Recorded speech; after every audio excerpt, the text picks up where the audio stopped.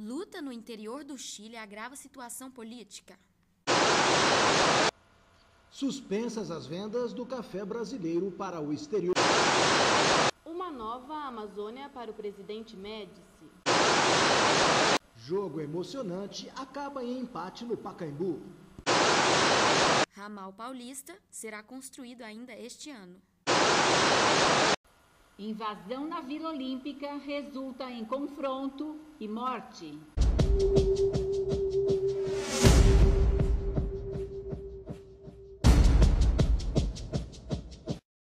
Os Jogos Olímpicos de Munique, que ocorreram entre 26 de agosto e 11 de setembro de 1972 e visavam celebrar a paz, atingiram de forma louvável o seu objetivo até a madrugada de 5 de setembro, quando a proposta de paz se transformou num grande pesadelo.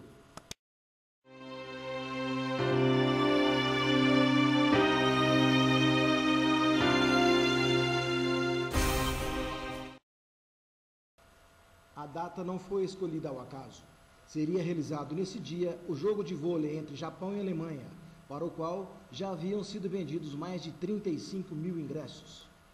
A grande movimentação que estava para ocorrer foi vista de forma estratégica pelos 8 árabes terroristas, integrantes do grupo Setembro Negro, que invadiram a Vila Olímpica, assassinaram 2 atletas israelenses e fizeram outros 9 reféns, os quais acabariam mortos posteriormente. Os emissários do governo esqueceram um importante detalhe enquanto negociavam com os terroristas. A mídia, que teoricamente deveria informar a população sobre os acontecimentos, teve um papel negativo e decisivo no caso, pois os alojamentos possuíam televisores e as ações dos agentes estavam sendo transmitidas em tempo real aos criminosos. A noite terminou com um confronto no aeroporto, que resultou em terror, morte e sangue. Após a realização de uma missa e 34 horas de interrupção dos Jogos, a Olimpíada prosseguiu. Apesar das constantes manifestações que visavam sua paralisação, Avery Brandit decretou que os Jogos deveriam continuar. E continuaram.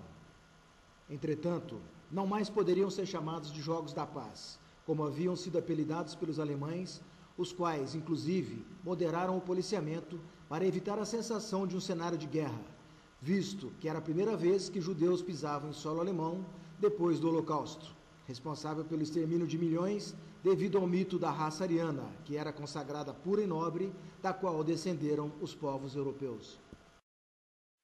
Os anfitriões tinham como principal intenção refazer a imagem de vilões e honrar o símbolo olímpico usado pela primeira vez em 1920 na Bélgica. 5 argolas, de diferentes cores entrelaçadas, representando a união dos continentes durante os Jogos. União essa que havia sido abalada após o atentado que chocou o mundo. Ao fim das Olimpíadas, o Brasil atingiu a 41ª posição no ranking geral, tendo conquistado 2 medalhas de bronze pelo salto triplo e judô.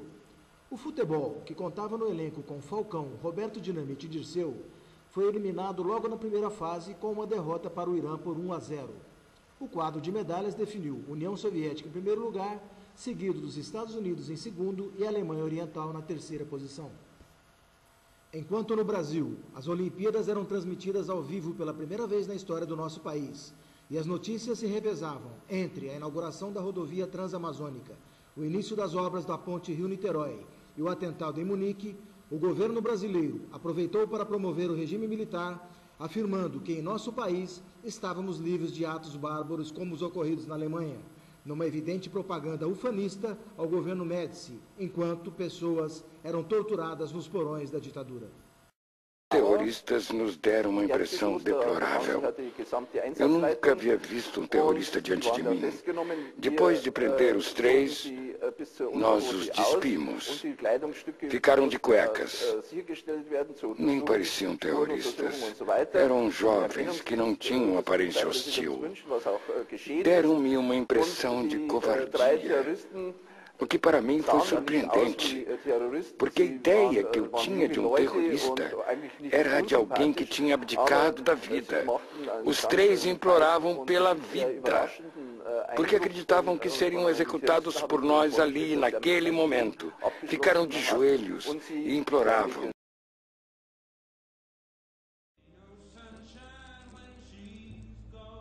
soll man Recht und Unrecht als ethische Fragen betrachten. Das ist das Problem. Marcuse sagt, Hegels Philosophie des Rechts ordnet Unrecht keiner moralischen Kategorie zu. Willensfreiheit verursacht zwangsläufig Unrecht. Das steht bei Marx. Blinde Anarchie des Kapitalismus. Du musst dazu bereit sein, Recht und Unrecht neu zu überdenken, weil im Grunde sind das ja nur Begriffe, die einen furchtbaren Kampf ausdrücken, Teile einer Gleichung, einer Dialektik.